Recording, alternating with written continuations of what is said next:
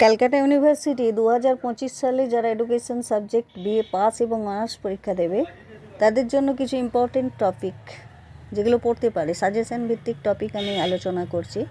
আপনারা অবশ্যই চ্যানেলটি সাবস্ক্রাইব করবেন, কারণ আমি এটা চালাতেই থাকবো ফোর্থ ইয়ার পর্যন্ত, ফোর্থ সেমিস্টার পর্যন্ত, প্লাস এমএ বিএড সবই চলবে।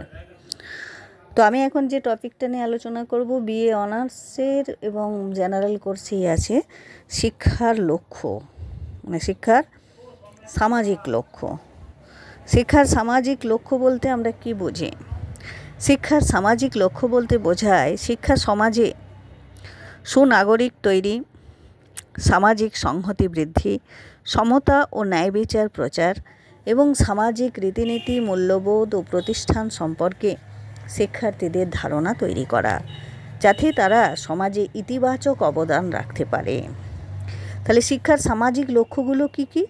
না, শিক্ষার সামাজিক লক্ষ্যগুলো হলো সামাজিক সংহতি তৈরি, শিক্ষা সমাজের মানুষকে একত্রিত করে এবং সামাজিক বন্ধন দৃঢ় করে, সমতা ন্যায় বিচার প্রতিষ্ঠা, শিক্ষা সমাজের সকল স্তরের মানুষের মধ্যে সমতা ও ন্যায্যতার ধারণা তৈরি করে, নাগরিক সচেতনতা ও সামাজিক অংশগ্রহণ।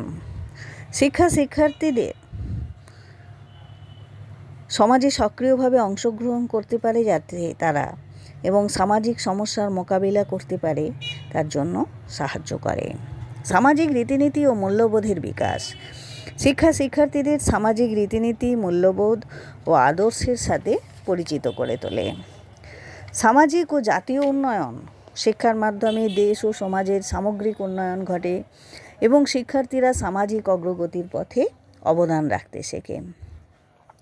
ব্যক্তিগত ও সামাজিক স্বার্থের সমন্বয়, শিক্ষার লক্ষ্য ব্যক্তি এবং সমাজের মধ্যে ভারসাম্য বজায় রাখতে সাহায্য করে, যেখানে ব্যক্তির বিকাশের পাশাপাশি সমাজের মঙ্গলকেও গুরুত্ব দেওয়া হয়।